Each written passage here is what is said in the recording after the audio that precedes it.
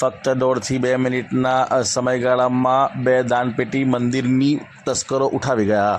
વડોદરા શહેરમાં તસ્કરો દિવસ અને દિવસે જાણે પોલીસને પડકાર ફેંકી રહ્યા હોય તેવો ઘાટ સર્જાયો છે। તસ્કરો હવે ધાર્મિક સ્થાનોને બેરોકટોક નિશાન બનાવી રહ્યા છે, જેમાં કારેલીબાગ વિસ્તારમાં અંબા માતાના મંદિરે માત્ર 1.5થી 2 મિનિટના સમયગાળામાં તસ્કરો મંદિરની 2 દાનપેટી ઉઠાવી ગયા હોવાનો કિસ્સો સામે આવ્યો છે અને પોલીસની નાઇટ પેટ્રોલિંગ પર પણ સવાલો ઊભા થયા છે। પોલીસનું પેટ્રોલિંગ તો રહેતું જ હોય છે, પરંતુ પોલીસના પેટ્રોલિંગ પહેલાં અથવા તો પોલીસના પેટ્રોલિંગ બાદ જો તસ્કરો ત્રાટકે અને ચોરી કરે તેમાં પોલીસનો વાંક ન કાઢી શકાય। કારેલીબાગ પાણીની ટાંકીથી હાથીખાના તરફ જવાના માર્ગ પર અતિ પૌરાણિક અંબા માતાનું મંદિર આવેલ છે। નવરાત્રિના 9 દિવસ આ મંદિર પર હજારો શ્રદ્ધાળુઓ દર્શન માટે આવતા હોય છે, જ્યારે પોતાની આસ્થા પ્રમાણે દાન દક્ષિણા દાનપેટીમાં મૂકતા હોય છે। આજે નવરાત્રિ પૂર્ણ થઈ 1 દિવસ જ થયો છે, ત્યારે વહેલી સવારે મંદિરના પૂજારી થોડો સમય માટે દૂધ લેવા બહાર નીકળ્યા, એટલામાં 2 તસ્કરો મંદિર પરિસરમાં પ્રવેશીને ભોલેનાથ મંદિર અને રાધાકૃષ્ણ મંદિરની દાનપેટી ઉઠાવીને પલાયન થઈ ગયા હતા। સમગ્ર ઘટના મંદિરના સીસીટીવી કેમેરામાં કેદ થઈ હતી, જ્યાં માત્ર 1.5-2 મિનિટમાં જ તસ્કરો આખી દાનપેટી લઈને પલાયન થઈ જતા કેમેરામાં દેખાઈ રહ્યા છે। ઘટના અંગે કારેલીબાગ પોલીસને જાણ કરતા પોલીસે સીસીટીવીની મદદથી તસ્કરોને શોધવાની તજવીજ હાથ ધરી છે।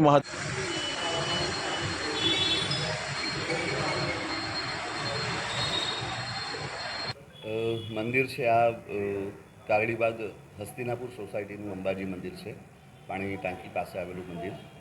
અને આજે સવારે લગભગ 5:30ની આજુબાજુ, એટલે 5:26ની આજુબાજુ ટોટલ 3 જણા આવેલા। એમાંથી 1 જણ બહાર સ્કૂટર લઈને ઊભો છે અને 2 જણ અંદર એન્ટર થઈ અને માતાજીની જે દાનપેટી હતી, એ એક મોટી દાનપેટી ને એક નાની દાનપેટી, એ બંને લઈ અને જતા રહ્યા છે।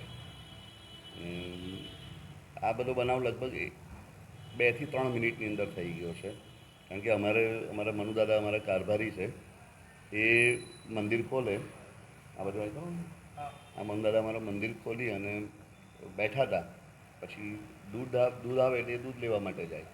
એ દૂધ લેવા માટે જેવા ગયા એ 1.5-2 મિનિટનો સમય જે છે એની અંદર 2 જણ ગેટથી અંદર પ્રવેશ કરી અને બંને દાનપેટી ઉઠાવીને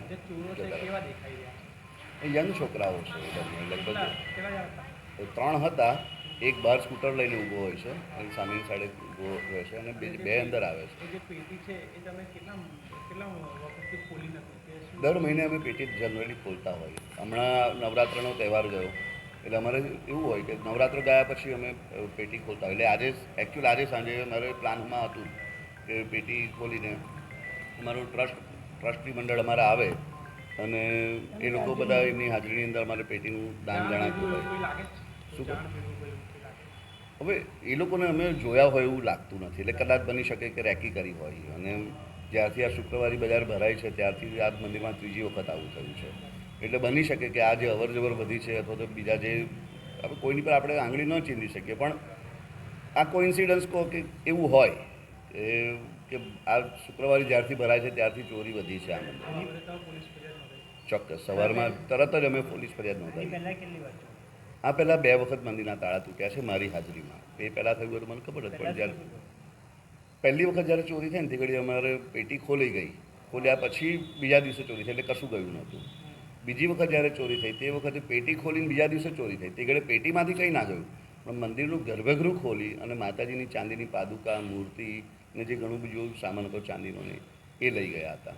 એની પણ ફરિયાદ થયેલી હતી આ પહેલાં 2 વખત, પણ તે વખતે કોઈ પકડાયું હોય એવું ધ્યાનમાં છે નહીં।